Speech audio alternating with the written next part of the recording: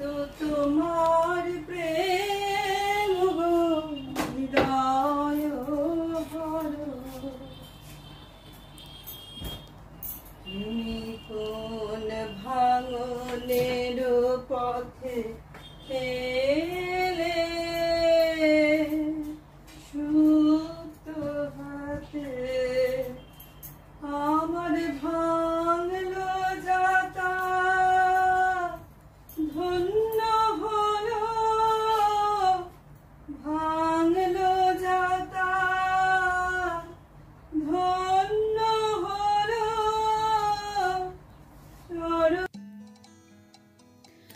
শুরু করে দিলাম সকালের নিত্য নৈমিত্তিক কাজ। একই কথা, বাইরে যাওয়া যাচ্ছে না। একই তাপ, রোদের তাপ, একই গরম, একই রকম দিন। ঘুম থেকে উঠে প্রতিদিনই ভাবি হয়তো আজকে একটু দিনটা পরিষ্কার, মানে একটু মেঘলা হবে, একটু রোদের তাপটা কম হবে, একটু গরমটা কম লাগবে, আমরা সবাই একটু শান্তিতে একটু আরামে থাকবো। কিন্তু সেটা আর কোনো দিনই হচ্ছে না দেখছি। আজকে বৃষ্টি হওয়ার কথা আছে, দেখা যাক সন্ধে পর্যন্ত কি হয়। তবে যদি বৃষ্টি হয় তাহলে খুব ভালো, আর যদি না হয় তাহলে তো আবহাওয়া দপ্তরকে গাল দিতে দিতে শেষ করে দেবে মানুষ। সুপ্রভাত, নমস্কার জানিয়ে আজকে আবার একটা নতুন দিন শুরু করলাম। নতুন দিনে নতুন সকালে আবার একটা সুন্দর ব্লগ নিয়ে চলে আসলাম তোমাদের সামনে। আমার ঘরে বাইরে লাইফস্টাইলে তোমাদের সবাইকে স্বাগত জানাচ্ছি। আশা করছি তোমরা নিশ্চয়ই ভীষণ ভালো আছো, আর আমিও ভীষণ ভালো আছি। তো এই পরিস্থিতিতে কতটা ব্লগ দিতে পারবো, আমি সারাদিন কি কি করছি সেগুলো তোমরা দেখতে বলছি, কিন্তু সারাদিন কতটা যে শেয়ার করতে পারবো সেটা জানি না। প্রচন্ড মানে গরমে যতটা পারবো ততটা শেয়ার করব। সবে বিছানা গোছানো দিয়ে শুরু হলো, সকালে যা খাওয়া সেগুলো খাওয়া হয়ে গেছে, এবার বিছানা গোছানোটা দিয়ে শুরু হলো।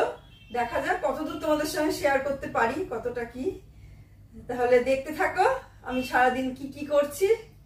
সারাদিনের রান্নাটা তো হয়ে গেছে, এবার রান্নার পর অন্যান্য যে কাজগুলো থাকে, তারপর ভাবছি বিকেলের দিকে একটু বেরোবো, ভাবছি এখন জানি না কতটা পারবো, কারণ কালকেও বেরিয়েছিলাম, ভাবলাম ঠাকুরের পোশাক নিয়ে আসবো গোপালের, কিন্তু মানে গোপালের যে মাপের পোশাক নেবো বড় যেটা, সেই বড় মাপটা আমি যেরকম ধরনের চাইছিলাম সেরকম ধরনের পেলাম না। এখন আজকে দেখা যাক, শিয়ালদায় ওই ফ্লাইওভারের নিচে প্রচুর ওরকম পোশাকের দোকান আছে, নাহলে হাতিবাগানে আছে। এখন কোন জায়গায় যাব সেটা এখনো ঠিক করিনি, তো দেখি কোথায় যাওয়া যায়, কোথা থেকে আনা যায় আর কি, সেটা দেখে নি। দেখে তারপরে চলো দেখতে থাকো তোমরা তাহলে যে আমি কোথায় যাচ্ছি, আর সারাদিন বাকি টাইমটা কি কি শেয়ার করছি সেটাও দেখো। হ্যাঁ, ভেবেছিলাম যে শিয়ালদায় যাব, কিন্তু যেতে পারলাম না। প্রথম কথা, শরীরটা একটু মানে একটু হয়ে গেল আর কি। ভাবলাম পারবো, কিন্তু দুপুরের পর থেকে আর শরীরে কুলালো না, সেই জন্য আর যেতে পারলাম না। আর পোশাক দেখলাম, তারপরে অনেক ভাবনা চিন্তা করলাম যে পোশাক যে যাবো আনতে, যদি মাপ মতো না পাওয়া যায় তখন এখান থেকে অতখানি এই গরমে যাওয়াটাও কঠিন। তারপর আবার চিন্তা করলাম বৃষ্টি ঝড় হবে বলেছে, যদি বৃষ্টি হয় তখন কি হবে। এইসব ভাবনা চিন্তা করে আর আমরা মানে রাতে আর যাইনি। আমি মানে ভয়েসটা যেহেতু পরে দিচ্ছি তাই বলতে পারলাম যে যেতে পারিনি। তবে একদিকে না যেতে পেরে ভালো হয়েছে, কারণ সন্ধেবেলাতে প্রচণ্ড ঝড় বৃষ্টি হয়েছে, মানে ভীষণ ঝড় বৃষ্টি হয়েছে। ওই টাইমটা খুব আরাম লেগেছে, খুবই ভালো লেগেছে, রাতটা খুব ভালো কেটেছে। কিন্তু পরের দিন সকালে উঠেই আবার সেই একই রকম গরম। তা আমি আমার কাজ নিয়ে চলে এসেছি, যেভাবে কাজ করে ভালো থাকা যায়। দিনের বেলা সেভাবে কিছু করতে পারছি না, সেই জন্যে যতটা পারছি আমি রাতের দিকেই শেয়ার করছি, যতটা সম্ভব রাতের দিকেই আমি শেয়ার করছি। তা এইভাবে মানে ব্লগগুলো দিচ্ছি যে বিকেলটা পার হচ্ছে, রোদের তাপটা কমছে, তারপর আবার কোনো দিন হয়তো মানে দিনের বেলাতেও দিচ্ছি। পুরো যে সারাটা দিন ধরে ব্লগ দেবো এরকম পারছি না, এটা একটু কষ্টই হচ্ছে। তো দেখো আজকে এই কাজগুলো করেছি, মানে বাসনটা গুছিয়েছি, যা করি প্রতিদিন রান্নাঘরে যে সমস্ত কাজগুলো থাকে প্রতিদিনই এই কাজগুলো আমরা করি। তা সবাই আমরা এই কাজগুলো করি, আর এগুলোই সুন্দরভাবে গুছিয়ে তোমাদের সামনে তুলে ধরি।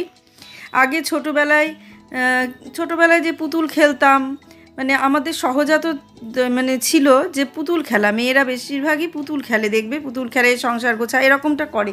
তবে এখনকার মেয়েরা আর সেটা খেলে না, খুব কমই আমার মনে হয় পুতুল খেলে। হ্যাঁ, বড় বড় টেডি বা কিছু এই সমস্ত নিয়ে আসে ঘরে, কিন্তু সেগুলো যে আলাদাভাবে পুতুল খেলা, রান্নাবাটি খেলা, বাসনপত্র নিয়ে খেলা, ঠাকুরের মানে রান্নাঘরের বাসন মেলায়ও কিনতে পাওয়া যেত, এখন পাওয়া যায় কিনা আমার অত জানি না, তো সেভাবে দেখিও না সেভাবে যে পাওয়া যায়। এখন ওই প্লাস্টিকের সব সেট পাওয়া যায়, ডাক্তার সেট, তারপরে অনেক ধরনের সব সেট পাওয়া যায়, এগুলো সেট নিয়ে নিয়ে খেলে, বাড়িঘর তৈরি করা, মানে এখনকার খেলার ধরনই অন্যরকম হয়ে গেছে। তা আমরা পুতুল খেলতাম, সব রকমই খেলেছি, যখন একদম ছোট ছিলাম পুতুল খেলেছি, তারপর বড় হয়ে বুড়িচ্চু, কিতকিত, গোল্লাছুট, মানে এই সমস্ত বিভিন্ন, কবাডি, এই সমস্ত বিভিন্ন খেলাধুলা করেছি, তার মধ্যে পড়াশোনা করেছি। যদিও পড়াশোনাটা আমাদের মানে মুখ্য ছিল না, ওটা গৌণ ছিল, খেলাধুলাটাই মুখ্য ছিল, ঠিক সেই কারণেই আজকে আমরা এই কাজ করছি। যদি পড়াশোনাটাকে মুখ্যতা দিতাম তাহলে হয়তো আমাদের এইভাবে এই কাজগুলো এখন করতে হতো না। মানে সে সময় যেটুকু পড়াশোনা করেছি সেটুকুতেই যথেষ্ট, মানে যথেষ্ট বেশি, কারণ ওই সময়কার মাধ্যমিক বলো, উচ্চ মাধ্যমিক বলো, যাই বলো না কেন, যতটা জ্ঞান হতো মানুষের ওইটুকুনি পড়ে, এখন সেটা নেই। একটা মাধ্যমিক পাসকে বা উচ্চ মাধ্যমিক পাস ছেলে মেয়েকে, আমি সবার ক্ষেত্রে বলছি না, মানে সবার কথা বলছি না, আমি আমাদের মতো সাধারণ পড়ুয়াদের কথা বলছি, কারণ একটা মাধ্যমিক পাস সাধারণ ছেলে মেয়ে মানে সেভাবে কিছু জানে বলে আমার মনে হয় না, জানতে পারে না, কারণ মানে খুব অল্প নাম্বার পেলেই পাস করিয়ে দেয়, আমি দেখছি তো, মানে কোনো রকম খাতাটা নিয়ে পরীক্ষায় বসলেই পাস হয়ে যাচ্ছে। কিন্তু আমাদের সময় পাস করতে গেলে প্রচণ্ড পরিশ্রম করতে হতো, খুব খাটনি করতে হতো, আর ছোট প্রশ্ন তো আসতোই না, সমস্ত বড় বড় প্রশ্ন লিখতে হতো, কোথা থেকে কি প্রশ্ন আসতো তার কোনো ঠিক ছিল না। আর এখন একটা সুবিধা হয়েছে, বেশিরভাগই ছোট প্রশ্ন হয়ে গেছে, যদিও তার জন্য পড়তে হয় বেশি, সবই করতে হয় বেশি, কিন্তু সেটুকুও ছেলেমেয়েরা পড়ে খুব কম। হ্যাঁ, ভালো ছেলে মেয়েদের কথা আমি বলছি না, আর সব ছেলে মেয়েদের কথা আমি বলছি না, তবে আমি গ্রামের দিককার বেশিরভাগ ছেলে মেয়ের কথাই বলছি এরকমটা, কারণ আমাদের তো স্কুলে যাই, আমি তো শুনতে পাই, বা খাতাগুলো যখন দেখে তখন তো দেখতে পাই যে খাতার মধ্যে কি লেখে বা কি লেখে না, সেগুলো তো দেখি, তাতেই বুঝতে পারি যে কিভাবে তারা পড়াশোনা করে। কিন্তু তবুও পাস করিয়ে দিতে হবে, এরকম একটা ব্যাপার, পাস না করিয়ে দিলেই ধর্ণা দেবে স্কুলে এসে, এরকম বিভিন্ন ব্যাপার থাকে, সেই জন্য করিয়ে দিতে হয়। তা যাই হোক, যেটা বলছি, তা আমার তো মাধ্যমিকের পরেই বিয়ে হয়ে গেছে, তা সেই জন্য তারপর আর পড়াশোনা হয়নি, কিন্তু যেটা করেছি সেটা হচ্ছে সবটাই ছেলে হওয়ার পর। বুবাই যখন, বারবার বলেছি তোমাদের এর আগেও, বুবাই যখন উচ্চ মাধ্যমিক পরীক্ষা দেয়, 11-এ ভর্তি হয়, তখন আমিও 11-এ ভর্তি হই। তারপরে বুবাই যখন এইচএস দেয়, আমিও তখন এইচএস দিই। আমি তখন খুবই ভালো নাম্বার পেয়ে পাশ করেছিলাম, কিন্তু আমার বিয়ের পর যখন মানে আমার পড়ার ছিল, তখন পড়াটা আর হয়নি, যে বিয়ের পর ভেবেছিলাম যে বিয়ের পরে পড়াশোনাটা করব, কিন্তু পরিবেশ পরিস্থিতি এমন জায়গায় ছিল যে সেখানে পড়াশোনার মতো কোনো পরিবেশ বা পড়াশোনার মতো কোনো পরিস্থিতি আমার ছিল না, সেই কারণে আমি বিয়ের পরে গিয়েই পড়াশোনাটা করতে পারিনি। যখন ওখান থেকে চলে আসলাম, বুবাইকে নিয়ে এসে বহরমপুরে ভর্তি করলাম, তখন আমিও ভর্তি হলাম। তখন আমার মনে হলো যে আমার পড়াশোনা করতে হবে, মানে আগাগোড়ায় পড়াশোনাটা করব এই মানসিকতাটা ছিল।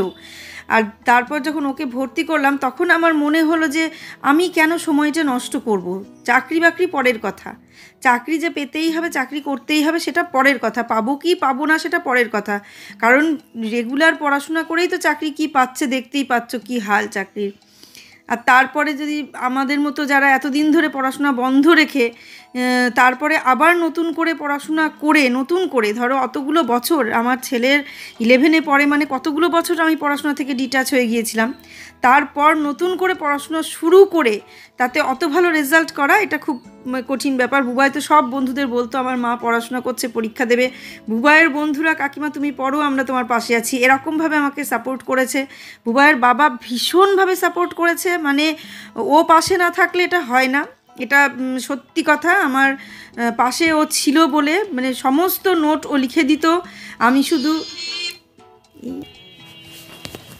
যেটা বলছিলাম যে বুবাইয়ের বাবা পাশে না থাকলে সত্যি হতো না।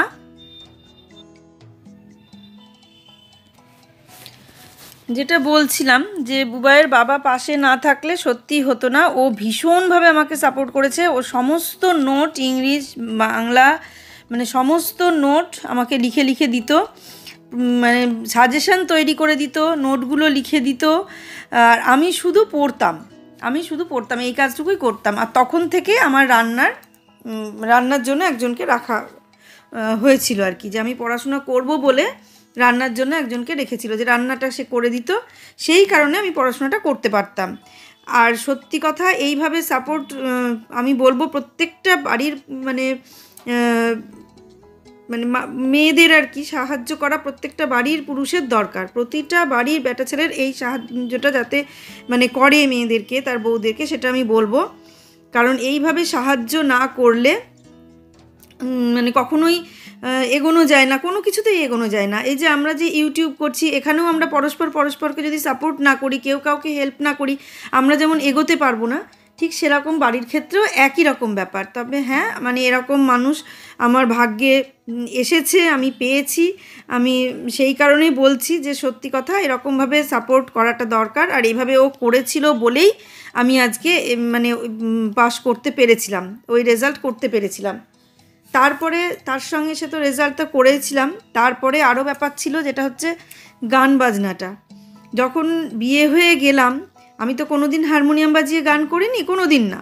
বিয়ের আগে, বিয়ের পরেই প্রথম শুরু করেছিলাম। তা সেই প্রথম শুরু করেই আমি অনেক দূর পর্যন্ত এগিয়েছিলাম, বহু গান বাজনা করেছি। এখন আর করা হয় না, এখন নিজের শখে যেটুকু যা করি, কিন্তু এক সময় বহু করেছি এই আর কি। তা তখনও ও আমাকে প্রচুর সাপোর্ট করেছে। যখনই কোনো জায়গায় অনুষ্ঠান হতো, তার রিহার্সাল থাকতো, সেখানে যখন আমাকে প্র্যাকটিসে যেতে হতো, ও নিয়ে যেত, রেখে আসতো। আবার যেমন একটা নিজের সন্তানকে যেভাবে নিয়ে যায়, নিয়ে আসে, কেয়ার করে, ঠিক সেইভাবেই মানে আমাকে নিয়ে গিয়ে করতো। তা সন্ধে লেগে গেছে, শুনতে পাচ্ছ কেমনভাবে বাজ পড়ছে, বিদ্যুৎ চমকাচ্ছে, আওয়াজটা শুনতে পাচ্ছ মেঘ ডাকার। শোনো, আর আমি সন্ধে দিচ্ছি ঠাকুর ঘরে।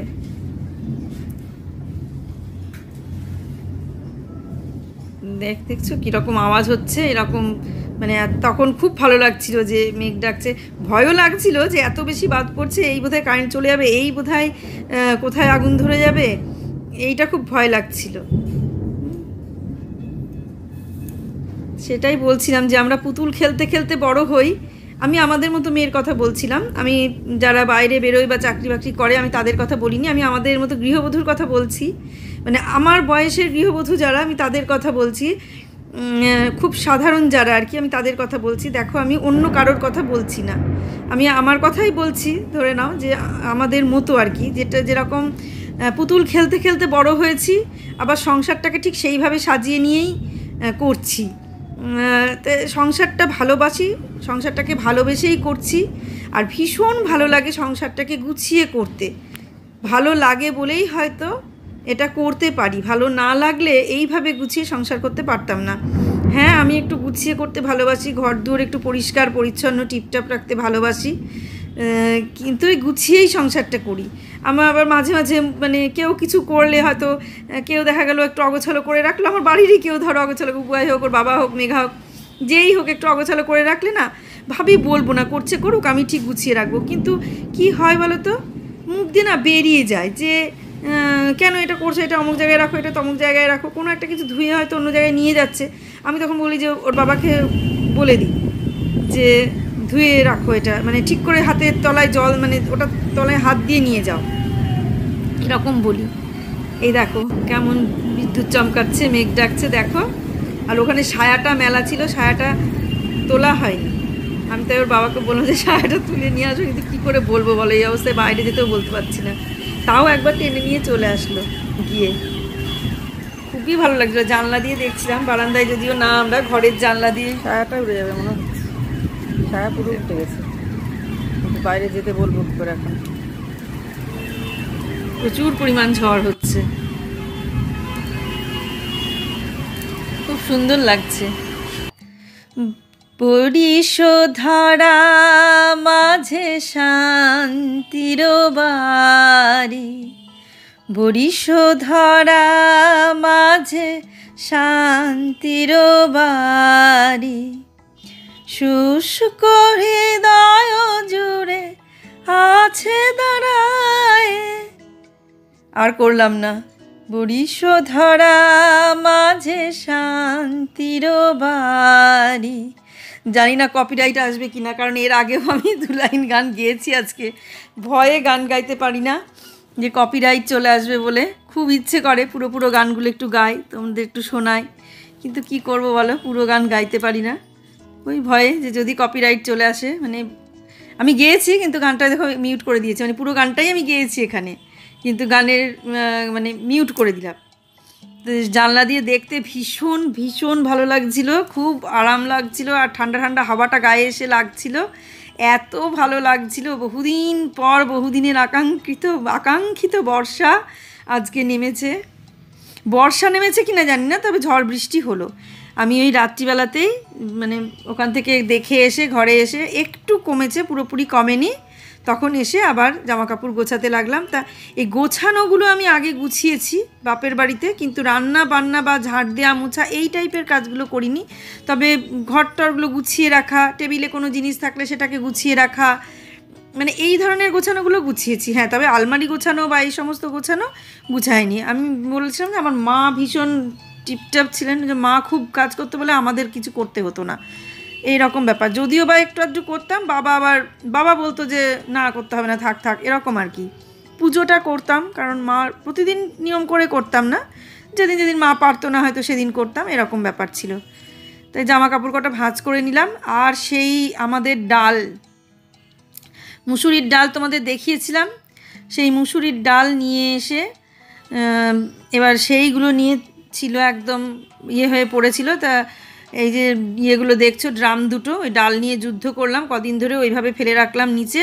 এবার যে 2টো ড্রাম নিয়ে এসছে, এই 2টো ড্রামের মধ্যে ডালগুলো ঢালবো, কিন্তু সব ডাল ঢালা যাবে না। একটা বস্তার ডাল ঢালা যাবে, আর একটা বস্তার ডাল ঢালা যাবে না।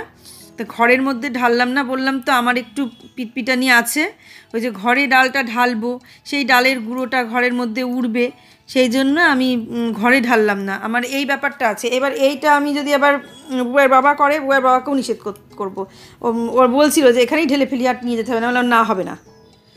এবার ধরো পরের লোক হলে এটাতে রাগ করবে এই কথাগুলোতে, যে আমি নিষেধ করছি, কিন্তু নিজের মানুষ তো রাগ করে না। সেও বোঝে যে না, ঘরটা তো আমাদের নিজেদেরই, বাড়িটা তো আমাদের নিজেদেরই, নোংরা হবে আবার পরিষ্কার করায় হ্যান ত্যান, তার থেকে বাইরে বলছে যখন বাইরেই করে নিই, এই বলে মানে বাইরেই ঢেলে নিলাম। কারণ ডালের একটা গুঁড়ো তো উঠবেই, ভাঙানো ডাল। তা সেই ডাল, এই দেখো সেই ডালের সঙ্গে যুদ্ধ করে করে ডাল নিয়ে সে কী হাল হলো আমাদের, ডাল নিয়ে চরম হাল। সেই হাল এখন ঠিক করছি, এগুলোকে ঠিক জায়গা মতো তুলে রেখে, সে বললাম না পুতুল খেলা সংসার আমাদের একই রকম, এইভাবেই সংসারটাকে করে যাচ্ছি, পুতুল খেলার মতো সংসারও করে যাচ্ছি। মানে কেমন লাগছে তোমাদের কেমন লাগে এরকম সংসার করতে?